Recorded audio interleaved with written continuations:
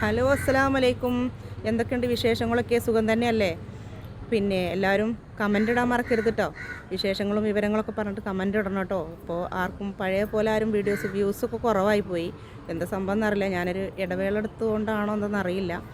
അപ്പോൾ എല്ലാവരും നമ്മളെ വീഡിയോസ് കാണണം. ആദ്യമേ പറയുകയാണ്, നമ്മളെ വീഡിയോസ് കാണണം, സപ്പോർട്ട് ചെയ്യണം. ഇൻഷാ അല്ലാഹ് എല്ലാവർക്കും നല്ലത് വരട്ടെ. അപ്പോൾ ഇന്ന് എനിക്ക് എന്താ പറയുക, നമുക്ക് ഓരോ ദിവസം ഓരോ കണ്ടൻറ്റ് അങ്ങനെയൊന്നും ഇല്ല കേട്ടോ. നമുക്ക് എന്താണോ മനസ്സിലെന്താ വന്നതെന്ന് വെച്ചാൽ അത് പറയാമെന്നുള്ളതാണ്. അപ്പോൾ എനിക്കൊരു മനസ്സിലൊരു വിഷമം തോന്നിയൊരു കാര്യം പറയാം കേട്ടോ.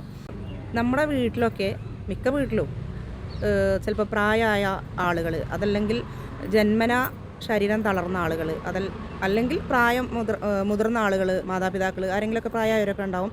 സ്വന്തം പരസഹായം അല്ലാതെ ബെഡിൽ നിന്ന് എണീക്കാൻ പറ്റാത്ത കുറേ ആളുകളുണ്ടാവും. ഒരുപാട് വീടുകളിൽ അങ്ങനത്തെ ആളുകളുണ്ട്. അവരെ നമ്മൾ കുഞ്ഞു കുട്ടികളെ നോക്കും പോലെ പൊന്നു പോലെ നോക്കുന്നുണ്ടാവാം, ഭക്ഷണം കൊടുക്കുന്നുണ്ടാവാം, ക്ലീൻ ചെയ്യുന്നുണ്ടാവാം, മരുന്ന് കൊടുക്കുന്നുണ്ടാവാം, എല്ലാം കറക്റ്റ് ചെയ്യുന്നവരുണ്ടാവും.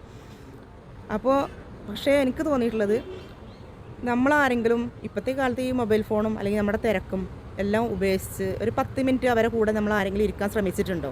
ഇരിക്കാറുണ്ടോ? ഇത് കാണുന്നവരിൽ ചിലരൊക്കെ ഇരിക്കാറുണ്ടാവും, അവരെ പുറത്തിറക്കാറുണ്ടാവും, ഒക്കെ ചെയ്യുന്നവരുണ്ടാവും. പക്ഷേ പുറത്തിറക്കാൻ അവർക്ക് ടൈമില്ലാത്തവരും, അതുപോലെ ഒരു 10 മിനിറ്റ് അവരെ കൂടെ പോയി ഇരിക്കാൻ ടൈമില്ലാത്തവരും ഉണ്ടാവും അല്ലേ? അങ്ങനെ ഇരിക്കാത്തവരുണ്ടോ? അങ്ങനെ കൂടെ ഇരിക്കാൻ ടൈം കിട്ടാതെ, അല്ലെങ്കിൽ ടൈം കിട്ടിയിട്ടും ആ സുഖമില്ലാത്ത ആൾ കിടക്കുന്ന ബെഡ്റൂമിൽ പോയി ഇരിക്കാൻ തോന്നാത്ത ആളുകൾ, അല്ലെങ്കിൽ അങ്ങനെ ചിന്തിക്കാത്ത ആരെങ്കിലും ഉണ്ടെങ്കിൽ, ചിലപ്പോൾ നമ്മുടെ മാതാപിതാക്കളാവാം, അല്ലെങ്കിൽ ജന്മന നമ്മുടെ വീട്ടിൽ ഉള്ള ഒരു മക്കളാരെങ്കിലുമൊക്കെ ആവാം. തളർന്ന് കിടക്കുന്നവരുണ്ടാവും. പരസഹായം ഉണ്ടെങ്കിൽ മാത്രമേ അവർക്ക് എഴുന്നേറ്റിരിക്കാൻ പറ്റുള്ളൂ. ചിലർക്ക് ബുദ്ധി ഉണ്ടാവില്ല, ചിലർക്ക് ബുദ്ധി ഉണ്ടാവും, എണീറ്റിരിക്കാൻ കഴിയാത്ത ആളുകളായിരിക്കും. പക്ഷേ അങ്ങനെയുള്ളവർക്ക് നമ്മൾ നന്നായി ഫുഡും മരുന്നും എല്ലാം കൊടുത്ത് കാര്യങ്ങളെല്ലാം ചെയ്ത് കൊടുക്കുന്നുണ്ടല്ലോ എന്നുള്ളൊരു ആശ്വാസമായിരിക്കും നമുക്ക്. പക്ഷേ അവരെ കൂട്ടത്തിൽ ഒരു 10 മിനിറ്റ് പോയി ഇരിക്കണം കേട്ടോ. മൊബൈലും എല്ലാം ഉപയോഗിച്ച് അവരെ കൂടെ പോയി ഇരുന്ന് അവരെ സമാധാനമാക്കാൻ മറക്കരുത് കേട്ടോ.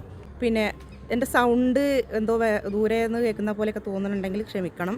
കാരണം ഞാൻ മൈക്ക് കാര്യങ്ങളൊന്നും ഇല്ലാതെ വെറും മൊബൈലിലാണ് ചെയ്യുന്നത്. അപ്പോൾ അതുകൊണ്ട് അതിൻ്റെതായൊരു ബുദ്ധിമുട്ട് ചില സമയത്ത് വലിയ സൗണ്ടായിട്ട് നല്ല ശബ്ദത്തിൽ കേൾക്കുന്നുണ്ടാവാം, ചില സമയത്ത് സൗണ്ട് കുറഞ്ഞു പോകുന്നുണ്ടാവാം. എന്തെങ്കിലും ബുദ്ധിമുട്ടുണ്ടെങ്കിൽ ക്ഷമിക്കണം കേട്ടോ. അപ്പോൾ അങ്ങനെ സ്വന്തമായിട്ട് എണീക്കാൻ കഴിവില്ലാത്തവർ, പരസഹായം ആഗ്രഹിച്ച് കിടക്കുന്ന ആളുകൾ, ബുദ്ധിയുള്ളവരാവട്ടെ ബുദ്ധി ഇല്ലാത്തവരാവട്ടെ ആരായാലും അവരുടെ കൂടെ ഒരു 10 മിനിറ്റെങ്കിലും നമ്മളൊന്ന് മൊബൈൽ ഫോണും എല്ലാം ഉപയോഗിച്ച് ദിവസം ഒരു 10 മിനിറ്റ് അവരൊപ്പം ഒന്ന് സ്പെൻഡ് ചെയ്യാൻ ആരും മറക്കരുത്. അവരെ ബെഡ്റൂമിൽ പോയി ഇരിക്കാനും അവരോട് സംസാരിക്കാനും എല്ലാം നമ്മുടെ സാമീപ്യം അവർ ആഗ്രഹിക്കുന്നുണ്ടാവും. ചിലപ്പോൾ വിളിക്കാൻ ഒന്ന് അടുത്തേക്ക് വരുമോ, ഒന്ന് ഇരിക്കുമോ, വിശേഷങ്ങൾ എന്താണെന്ന് ചോദിക്കാൻ ചിലപ്പോൾ ചോദിച്ചിരുന്ന ആളുകളായിരിക്കാം. പക്ഷേ ഇപ്പോൾ ചോദിക്കാൻ പറ്റാത്ത സാഹചര്യം ആയിരിക്കും. അവർക്ക് ഒരുപാട് ചോദ്യങ്ങൾ മനസ്സിലുണ്ടാവും. അപ്പോൾ അത് കണ്ടറിഞ്ഞ് നമ്മൾ ആ റൂമിൽ ചെന്ന് അവരോട് ഒരു 10 മിനിറ്റ് അവരൊപ്പം ഒന്ന് സമയം ചിലവഴിക്കണം കേട്ടോ. അപ്പോൾ അത് എല്ലാവരും ഒന്ന് ശ്രദ്ധിക്കണം. കാരണം വെച്ചാൽ നമ്മളും ആ പ്രായമാവും. അപ്പോൾ നമ്മളും ആഗ്രഹിക്കുന്ന സമയത്ത് നമ്മുടെ അടുത്ത് ആരും വരാനില്ലെങ്കിൽ ഉള്ള അവസ്ഥ നിങ്ങളൊന്ന് ചിന്തിച്ചിട്ടുണ്ടോ? അപ്പോൾ അതുപോലെ ഒന്ന് രണ്ട് അനുഭവം നേരിട്ട് കണ്ടതുകൊണ്ട് ആണ് എനിക്ക് ഈ വീഡിയോ ചെയ്യണം തോന്നിയത് കേട്ടോ. അവരൊന്ന് എണീപ്പിച്ച് വീൽ ചെയർ ഉണ്ടെങ്കിൽ അങ്ങനെ, അല്ലെങ്കിൽ ഒന്ന് എടുത്തിട്ടൊന്ന് സിറ്റ് ഔട്ട് കൊണ്ടുവന്ന് ഇരുത്തേ. ഇനി അതിന് കഴിയാത്ത ആളുകളാണെന്നുണ്ടെങ്കിൽ ജനലും അതിലൊക്കെ ഒന്ന് തുറന്നിട്ട് കൊടുത്ത് പുറത്തേക്ക് നോക്കിയിരിക്കാൻ അവർക്കൊരു ചേഞ്ച് വേണം. അങ്ങനെ ആകുമ്പോൾ അവർക്ക് മാനസികമായിട്ടും ശാരീരികമായിട്ടും അവർക്കൊരു റിലാക്സിങ് തോന്നും. അപ്പോൾ അതൊന്ന് ശ്രദ്ധിക്കണം കേട്ടോ. നമുക്കായാലും ഒരുപാട് പനിച്ച് കിടക്കുകയാണെന്നുണ്ടെങ്കിൽ കിടന്ന പാടിൽ ഒരുപാട് ടൈം കിടന്നാൽ നമുക്കൊരു അസ്വസ്ഥത വരാറില്ലേ? അപ്പോൾ നമ്മൾ പതുക്കെ എണീറ്റിട്ട് സിറ്റ് ഔട്ടിലോ എവിടെയെങ്കിലുമൊക്കെ ഒന്ന് വന്നിരുന്ന് പുറത്തേക്കൊക്കെ ഒരു 10 മിനിറ്റ് നോക്കിയിരുന്നതിന് ശേഷമാണ് പിന്നെ നമ്മൾ പോയി കിടക്കുക. പക്ഷെ അവർക്ക് അങ്ങനെ കിടക്കാൻ കഴിയില്ല. ഒരാളെ സഹായം അവർക്ക് ആവശ്യമാണ്. അതുകൊണ്ട് നമ്മളത് കണ്ടറിഞ്ഞ് ചെയ്ത് കൊടുക്കാൻ മറക്കരുത്. പിന്നെ നമ്മുടെ സഹോദരന്മാർ വിചാരിക്കും എൻ്റെ ഉമ്മ തളർന്ന് കിടക്കുക, എൻ്റെ അമ്മ തളർന്ന് കിടക്കുന്നുണ്ട്. പക്ഷേ എൻ്റെ ഭാര്യ പൊന്നു പോലെയാണ് നോക്കുന്നത്. കുട്ടികളെ നോക്കണം, അതുപോലെ അമ്മനെ നോക്കണം. പക്ഷേ അവൾ നന്നായി നോക്കുന്നുണ്ടെന്ന് ഭർത്താക്കന്മാർക്ക് അറിയാം. പക്ഷേ എന്നാൽ പോലും ഒരു 10 മിനിറ്റ് ഇവരെന്ത് ജോലി കഴിഞ്ഞ് വന്നാണെങ്കിലും അമ്മയെ അല്ലെങ്കിൽ ഉമ്മാന്ന് വിളിച്ചിട്ട് ആ റൂമൊക്കെ ഒന്ന് ചെന്ന് തലോടി അവരെ പറ്റുന്നുണ്ടെങ്കിൽ ഒന്ന് താങ്ങി പിടിച്ച് എഴുന്നേൽപ്പിച്ച് ജനൽ വഴി ഒന്ന് പുറത്തേക്ക് ഒരു 10 മിനിറ്റ് നോക്കിയിരുത്തുക. അതല്ല കുറച്ചൊക്കെ ആരോഗ്യമുള്ള ആളാണെന്നുണ്ടെങ്കിൽ ഒന്ന് എടുത്ത് സിറ്റ് ഔട്ടിൽ കൂടെ നിർത്തി ഒന്ന് പുറത്തേക്ക് നോക്കിയിരുത്താൻ പറ്റുമോ നോക്കുക. ഇനി ഒട്ടും എണീപ്പിക്കാനേ പറ്റാത്ത ആളാണെന്നുണ്ടെങ്കിൽ തലൻ്റെ ഭാഗമെങ്കിലും ഒന്ന് പൊക്കി വെച്ചിട്ട് ആ മുറ്റത്തേക്ക് ഒന്ന് നോക്കിയിരിക്കാനുള്ളൊരു അവസരം ഉണ്ടാക്കി കൊടുക്കുക. അതും ശ്രദ്ധിക്കണം കേട്ടോ. പിന്നെ ഭാര്യ എല്ലാം ചെയ്യുന്നുണ്ടല്ലോ എന്ന് ചിന്തിച്ചുകൊണ്ട് അങ്ങനെ ഇതാക്കരുത്. അവർക്ക് ഒരുപാട് കാര്യങ്ങളും പണികളും ഉണ്ടാവും. എന്നാലും പിന്നെ ഭർത്താവ് ജോലിക്ക് പോകുന്നതാണ്, അത് ഭാര്യൻ്റെ കടമയാണ്, അല്ലെങ്കിൽ പെങ്ങളെ കടമയാണ്, അങ്ങനെയൊന്നും ചിന്തിക്കരുത്. എല്ലാവർക്കും അവരവരെ ഉത്തരവാദിത്തങ്ങളുണ്ട്. അവർ കണ്ടറിഞ്ഞ് ചെയ്യാനേ വേണം കേട്ടോ. ഞാൻ ഈ ഇടയായിട്ട് കണ്ട ഒരു വ്യക്തി രോഗീനെ കണ്ടതിൽ അവിടെ നിന്ന് എനിക്ക് അറിയാൻ സാധിച്ചത്, അവിടെ നിന്ന് പലരും പറഞ്ഞത് പറഞ്ഞു കേട്ടിട്ടാണ് എനിക്ക് ഈ വിഷമം വന്ന കാരണമാണ് ഞാനിത് പറയുന്നത് കേട്ടോ.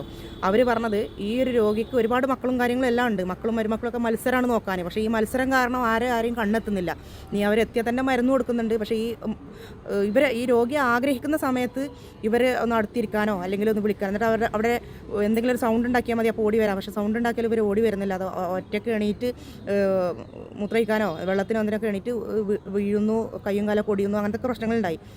അപ്പോൾ അവരെ റൂമിലേക്ക് കിടക്കാൻ മരുമോൾക്കൊരു എന്താ പറയുക പ്രത്യേകതരം ചെരുപ്പാണെന്നൊക്കെ പറഞ്ഞു. അതൊക്കെ നമുക്കും വരും ഈ സമയങ്ങളൊക്കെ ഒന്ന് മനസ്സിലാക്കുക. കാരണം എന്താ പറയുക, ഭർത്താവിൻ്റെ ഉമ്മയാണെങ്കിലും ഭാര്യയുടെ ഉമ്മയാണെങ്കിലും സ്വന്തം ഉമ്മയായിട്ട് അല്ലെങ്കിൽ അമ്മയായിട്ട് കാണുക. ആദ്യം രോഗിയാണെന്നുള്ളൊരു പരിഗണന കൊടുക്കുക. അവർ ഇപ്പോൾ ഈ പ്രായം ചെന്നവർ എന്ന് പറയുമ്പോൾ ചെറിയ കുട്ടികളെ പോലെയാണ്. കുട്ടികളെന്തൊക്കെ ചെയ്യുമോ അതുപോലെയൊക്കെ ചിലപ്പോൾ ആ പ്രായമായ ആളുകളും ചെയ്യുന്നുണ്ടാവും. അവർക്ക് ഒരേ ബുദ്ധി പോലെയാണ്. കുട്ടികൾക്ക് എന്ന് പറഞ്ഞാൽ ദിവസം തോറും ബുദ്ധി കൂടിക്കൂടി വരും. പക്ഷേ ഈ ആയ ആളുകൾ ദിവസം തോറും ബുദ്ധി കുറഞ്ഞു വരികയാണ് ചെയ്യുന്നത്. അത്രയും തളർന്ന് കിടക്കുന്ന വ്യക്തികൾ കൂടി ആകുമ്പോൾ അവർ ചിലപ്പോൾ പെരുമാറ്റ രീതിയൊക്കെ വേറെ രീതിയിലാവാം. അപ്പോൾ ഭർത്താക്കന്മാരും തന്നെ നമ്മളെ ഭാര്യ നമ്മളെ മുന്നിൽ നിന്ന് ചെയ്യുന്നത് കറക്റ്റാണ്, പക്ഷേ ഞാനില്ലാത്തപ്പോൾ എന്താണ് ചെയ്യണത് ഒന്ന് നോക്കുന്നത് നന്നായിരിക്കും കേട്ടോ. കാരണം എല്ലാ ഭാര്യമാരെയും എല്ലാ പെണ്ണുങ്ങളെയും എല്ലാം ഞാൻ പറഞ്ഞത്, അപൂർവം ചില സ്ത്രീകൾ അങ്ങനെ ഉണ്ട്. ഭർത്താവിൻ്റെ മുന്നിൽ നിന്ന് നല്ല ആക്ടിങ് ആയിരിക്കും, പക്ഷേ ഭർത്താവ് പോയി കഴിഞ്ഞാൽ അതിനെ ഒരുപാട് കഷ്ടപ്പെടുത്തുന്ന ഒരുപാട് അനുഭവങ്ങളുണ്ട്. അപ്പോൾ ഒരിക്കലും അങ്ങനെയുള്ള സഹോദരന്മാർ ആരും മുതിർന്നവരെ അല്ലെങ്കിൽ തളർന്ന് കിടക്കുന്നവരെ കഷ്ടപ്പെടുത്തരുത്. നമുക്കും അങ്ങനെ നമ്മളൊന്ന് ജസ്റ്റ് ഒന്ന് വീണാൽ മതിയാകും. ഒരു ആക്സിഡൻറ്റ് സംഭവിച്ചാൽ തളർന്ന് കിടക്കുന്ന ഒരുപാട് പേരുണ്ട്. ഒരു 5 വയസ്സിൻ്റെ കീബോർഡുള്ള മക്കളെ നോക്കൂലേ, അതുപോലെ നോക്കണം, അതുപോലെ പരിപാലിക്കണം. ഇടയ്ക്കിടയ്ക്ക് അവരെ അടുത്ത് പോയി ഇരിക്കാനുള്ള സമയം നമ്മൾ നിർബന്ധമായും കണ്ടെത്തണം. എനിക്ക് സമയമല്ല, ജോലിയാണ്, മക്കളെ നോക്കണം, വീട്ടിലെ കാര്യങ്ങൾ നോക്കണം, എന്തൊക്കെ പറഞ്ഞാലും ഒരു 10 മിനിറ്റ് അവരെ ആഗ്രഹിക്കും. കാരണം അവർക്ക് ഈ കിടപ്പ് അങ്ങനെ നമ്മളൊന്ന് ആലോചിച്ച് നോക്കും. നമ്മളൊരു റൂമിൽ അവിടെ നിന്ന് എണീക്കാനൊന്നും കഴിയാതെ ഒരേ സൈഡിലേക്ക് തിരിഞ്ഞ് എന്നെ പോയി കിടക്കണം.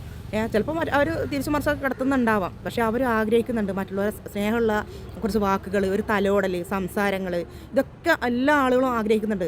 ഇനിയിപ്പോൾ ചെറുപ്പം മുതലേ ഓട്ടിസം ബാധിച്ച കുട്ടിയാണ്, അതൊന്ന് തളർന്ന് കിടക്കും. ഞങ്ങളെ വീടിൻ്റെ തൊട്ട് മുന്നിൽ അവരുടെ കുട്ടി ഉണ്ടായിരുന്നു. പക്ഷേ അതിനെ പൊന്നു പോലെയാണ് അവർ നോക്കി വളർത്തിയിട്ടുള്ളത് കേട്ടോ. അതിന് ബുദ്ധിയൊന്നും ഉണ്ടായിരുന്നില്ല. പക്ഷേ അത് നീണ്ടു നിവർന്ന് അതിന് കിടക്കാൻ കഴിയില്ല. എന്നാലും അവർ കാണുന്നവർ അവരെ മരുമക്കൾ എല്ലാവരും ഒരുപോലെയായിരുന്നു. അവർ ഇടയ്ക്കിടയ്ക്ക് ഒരു ഭാഗത്തേക്ക് തിരിച്ചു നടത്തും, കുറച്ച് വേറെ ആരെങ്കിലും ചെന്ന് കഴിഞ്ഞാൽ കുറച്ച് അപ്പുറത്തേക്ക് തിരിച്ചു നടത്തും. അങ്ങനെയൊക്കെ ആയിട്ട് അതിന് അവിടെയും പൊട്ടലും മുറിവൊന്നും ഉണ്ടായിരുന്നില്ല കേട്ടോ. പക്ഷേ അതിന് ഇങ്ങനെ ചങ്കുന്നൊരു സൗണ്ട് മാത്രം ഉണ്ടാക്കാനേ കഴിയുള്ളൂ. ഒന്നും അറിയില്ല, ഒരു കാര്യങ്ങളില്ല. ഒരു പെൺകുട്ടിയായിരുന്നു, എന്നെക്കാളൊക്കെ 5-6 വയസ്സ് മൂത്തൊരു പെൺകുട്ടിയായിരുന്നു. അതിന് ഈ പെൺകുട്ടിയാക്കൊണ്ടാണ് എല്ലാ കാര്യങ്ങളും അതിനുണ്ട്, പാവം. പക്ഷേ അതിനെന്താ ഏതാ ഉമ്മ ഏതാ വാപ്പ ഏതാ ഒന്നും അറിയാത്തൊരു അവസ്ഥയായിരുന്നു. പക്ഷേ അതും ചില സമയത്ത് പൊട്ടിക്കരയും. അപ്പോൾ ആരെങ്കിലും ചെന്നിട്ട് എന്താണെന്ന് ചോദിച്ചിട്ട് ഒന്ന് തലോടിക്കഴിഞ്ഞാൽ അത് ചിരി തുടങ്ങും. അപ്പോൾ അതും ആഗ്രഹിക്കുന്നത്, ബുദ്ധി ഇല്ല എന്ന് പറഞ്ഞാൽ പോലും മാനസികമായിട്ട് അത് ആഗ്രഹിക്കുന്നത് ഒരാളെ സാമീപ്യമാണ്.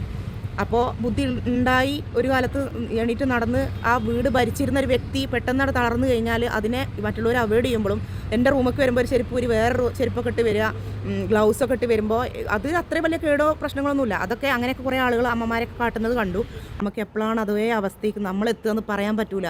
നമ്മളിപ്പോൾ ആരോഗ്യമുണ്ടെന്ന് പറഞ്ഞിട്ട് കാര്യമില്ല, നാളെ ചിലപ്പോൾ നമ്മളതുപോലെ ഇരുന്നോളം നിർബന്ധമൊന്നുമില്ല.